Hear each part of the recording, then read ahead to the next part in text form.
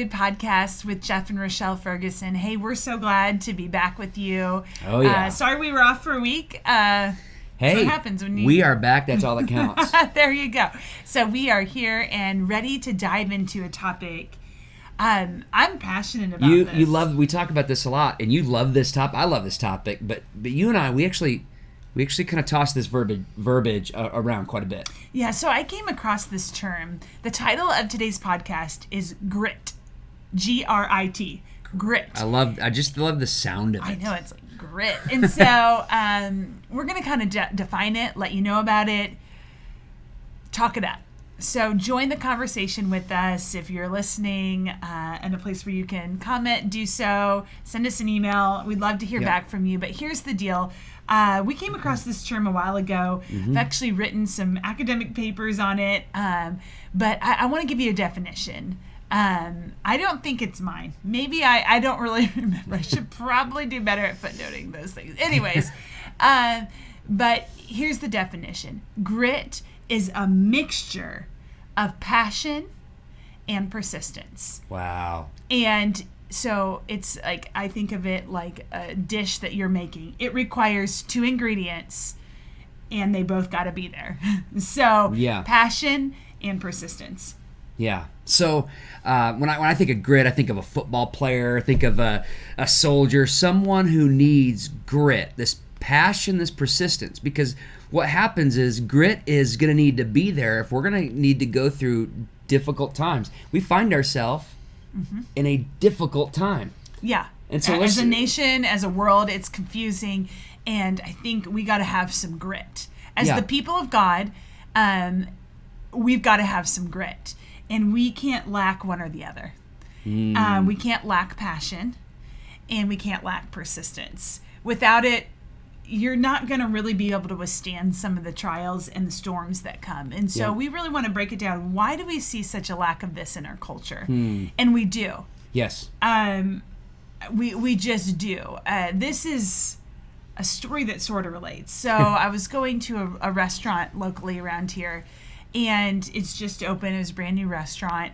I was picking up some kind of to-go, and it was good. It was, and I ordered something that was, I'm not going to name it. Pick something that was really easy. I mean, literally they have kind of pre-served things, and you just grab it. And so, but they had to scoop something out in the back. So I was waiting. So I was just kind of watching all these employees. It was a new building. And there was like 12 employees at a like semi-fast food. It was like that in-between of fast food and not totally sit down. It's that in-between. Yeah. And they're all sitting around like they don't know what to do. Wow. And I was looking and I was like, I don't know if like the restaurant part of me came out because I used to work it with, I'm like, oh man, this person should be doing this, and it, like my mind started going places. But then I noticed this one girl walked away from helping a customer to go to one of her other coworkers who was standing by another register, and she goes up to her and she goes, "You look sad. Do you need a hug?" And like, some of y'all might be like, "Oh, that's really sweet." I'm sitting there going, "She's getting paid," and ignoring the customer. Wow. And I thought, there's some missing grit. Yeah. There's some missing grit when you get paid at a job, or when you have some kind of duty, whatever it is, you got to have a mixture of passion and persistence for it. Yeah. And I know that might sound like a silly example, but it was like right in front of my face. I thought, y'all, you just walked away from the customer that you were helping to tend to some emotional needs.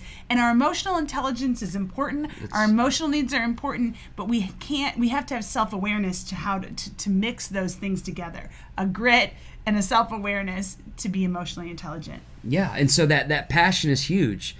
We need to have that. If we're in an environment where we're not passionate about what we are doing, we're going to lack that fortitude, that grit to continue to going when things aren't fun. I think of Jesus had grit. He came. He knew what his Father wanted him to do. The apostles had grit. The Apostle Paul, shipwrecks, beatings, all of these things. Why? Because he liked prison? Because he liked the smell of the prison? No, because he had a passion that by all possible means he might win some. That was his driving overall passion. So he was going to undergo things that were uncomfortable, that were really horrendous and horrific, because his passion that other people would know Christ always was first. And it was mixed with a persistence. I'm not giving up. I'm Yes. going to fulfill what God has called me to do. Yes. So it wasn't just, I'm passionate. Yep. Oh, never mind. I'm passionate, and I have a persistence to endure the beatings. Yes. I have a persistence to endure the prison. I have a persistence to endure those who are talking about me. I mean, we have to really remember Jesus, a human like us. Yep. I don't know anybody who likes people calling you like Satan. Yeah. Is your father, I don't know, this sounds like a trivial term, but for the lack of it, like being mean. Yeah. And he had to persist through that. He did. Like, it's not just passion. It's passion and persistence. And right. so why do we see a lack of this in our culture? I think that we kind of get it. Like, we see it wherever we go. There's a lack of follow through, a lack of grit, a lot of gritting it out, not giving up. So I think the first reason we see a lack of grit is because there is no passion. Yep. We're maybe it's not, we just don't know what we're even passionate about. Wow. Maybe our senses have been so dulled that we just don't care about anything. I don't know. It's kind of hard for me because I'm just like a super passionate person about everything. So it's hard for me to even get it, but I think that's real. We live in an environment where the enemy is trying to strip passion from people. Yeah. If you look through the atrocities of just American world history, what was the first thing that your passion for living was stripped away? Yeah. And if we're living in a world where it's like, well, let's not speak out, let's not do that because you might offend somebody. Of course, as believers, we don't want to be offensive. We want to be kind, all that, compassionate. But the enemy is going to find sly ways of trying to de-passion God's people. Yeah. And when we get to that point where we don't feel like we can say anything, where we don't feel like we can stand up, it's a scary spot. It's a scary thing, because a believer without passion is an ineffective believer. Well, we've forgotten our mission. Yeah. If we lack passion, we've forgotten our mission. Exactly. We've gotten dulled into thinking that life is about clocking in and clocking out and making it to retirement with enough money. Yeah. That or like, just got to make it to my trip to 30A. That's not what our life is all about. We have a mandate, a passion. If we know Jesus, we want to win everybody we can. Yeah. That is going to drive us. And if we don't know our passion, we've got to discover it. Oh, I would encourage you to discover your passion, for sure. I'm sure there are yet to be discovered passions in my own life. Mm-hmm. And so I think it's always learning. I think it's always discovering, like, oh wow, sometimes I'll be talking and I'm like, wow, I didn't even know I was passionate about that. Like, that just bubbled out. Yeah. But I didn't know because maybe I had never studied that, or I never really jumped into that thinking. And then all of a sudden I'm passionate about it. Yeah. I'm passionate about parenting. I don't know if I was that passionate about parenting 12 years ago when I didn't have a child, but now I'm passionate because I'm in it, and I want everybody to parent for the glory of God, And I think that's why, people during that lockdown season, there may have been some people who said, I like that season because you don't need passion to live in lockdown. When we come out of that, you just need food delivery and Netflix. And I say that out of heart of compassion, because I want to see people on fire for what God has placed inside of them. What's going to wake me up tomorrow isn't the things that discourage me. Those are going to keep me in bed. But it's my passion that's going to wake me up and say, you know what? There are people who need Jesus. They're going through another day. Yes, exactly. Absolutely. So if you find yourself in a place of no passion, it's going to cause a lack of grit. I would encourage you, ask God, what have you placed inside of me? Go to God's word, and He's going to awaken that within you. And try out new things. Yeah. I don't know that you're going to learn passion by sitting on the couch. No. I think you got to learn passion by, help out in a kids ministry. Like, wow, I didn't realize I was passionate about kids knowing Jesus. Or, help serve food in the food pantry. Wow, I just discovered a new passion. You might discover you don't like that. That's okay. But I think knowing you're going to have to try out some things to find out what you're passionate about. Yes. You may have to read a book or two and go, wow, that really got me going. Yep.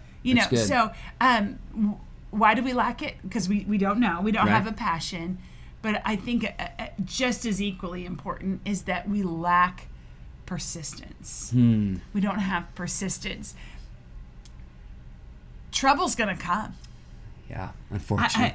The enemy wants to kill your passion. Yeah. And so you got to know that if there's something you're passionate about, there is going to come opposition.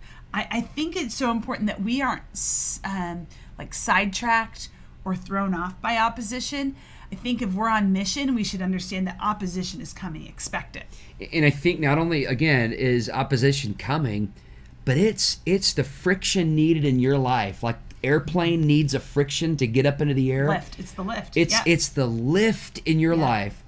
You don't think it in the moment, but that's going to take you to where God wants you to be. God uses resistance and opposition. And so my if I could just plead with you, just persist through it, because you're going to get on the other side and say, well, I'm so glad I did.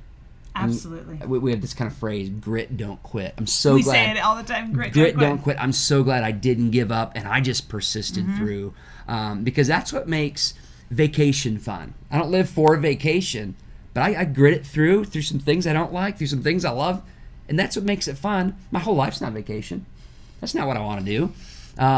Persist. So yeah, I remember one time in particular, you came home from a tough meeting. I remember we were discussing it. We talk about stuff. We were discussing it. I felt so defeated. I remember I was just like, you want to just go sell ice cream? Like everybody loves those who sell ice cream. Unless you drop or run out of flavors. You love everybody who sells you ice cream. And just to open the curtain a little bit, it's not always like that in pastoring people. There's some times where people don't like what you do. Yeah. You know what? Sometimes I don't like what I do. You know what I'm saying? Me too. I'll second. I don't like what I do. You don't like what I do. No, that's why. If you're watching, I pointed to myself. Some people are listening. Yeah, exactly. No, I'm even serious though. And I remember being really discouraged, just with just some of the words that were spoken. And I thought, I'm tired. Yeah. Tired. I don't know if I can do it anymore. And I just remember I just went to sleep and got up and spent time in the Word, and it was like, okay, back on track. Wow. And I think that's the thing that we can get mixed up with persistence. Sometimes you need to rest. Yep, that's a good word. Don't make a decision, because I think if I would have made the decision that night at 10 o'clock, I think I'd be selling ice cream. Yeah. I do. I think we'd own a little ice cream shop, and we'd be serving soft serve. I don't know. What's the flavor of the day? It's going to always be turtle, exactly. Okay? Because I like turtle. And my family used to own ice cream shops, so it's kind of funny. I worked at them. But anyways, I think had I made the decision that night, if I would have followed through with that thinking, I would give up. Yeah. But you got to rest and then go back to the Word. And the Lord just always has a way of bringing you right back to where, no, I called you. Don't let your passion that's good right here. Get stolen. Yeah. And don't give up. Persist. I'm glad to persist. Yeah. I think, and I expect it to come again. I don't, but I'll rest. Yep. Spend time with the Lord and hear Him. In Hebrews, speaking of Jesus, gives us a good example. And he, it just left me right now. I don't know. Scorning, he scorned the cross. You know what? It's the first time in the Deep Rooted podcast where I just lost my thought right there. Anyway, he endured the cross. He scorning the shame. There we go. I was like, awesome. Hold on. It's like he who began a good work in you. I was like, that's Paul. He endured what was not enjoyable. Yes. And who for the joy set before him, He endured the cross. That's what I was thinking. Thank you. The joy. So we need to persist. We need to look ahead to the joy on the other side and persist through those times, knowing that, you know what, when we give up, we're going to regret it. But when we persist, when we have grit, we're going to get to the other side. And then it's only then sometimes where we see, wow, God, look at what you did. I'm glad I didn't miss out on that. Yeah, and I think I want to just end with this, or you can keep going, but No, I want to we're end good. with this. Don't grow weary in well-doing, because at a proper time you're going to reap a harvest. I that is like a continual verse in my mind. I think, don't grow weary. Don't succumb to just lack of passion. Don't succumb to a lack of persistence. Keep the grit. Yes. Keep it the up. grit, because at a proper time you'll reap a harvest if you don't give up. And I think that's the key thing. If you don't give up, I think a lot of people miss out on the harvest because they give up too soon. And I don't ever want to think that. Yeah. I don't want to have a moment where, like, I gave up on that too soon. I only want to give up when God says, give it up, move on to the next thing. And I think we've got to be in tune with him. And I think we got to, I know you could do more than you think you can do.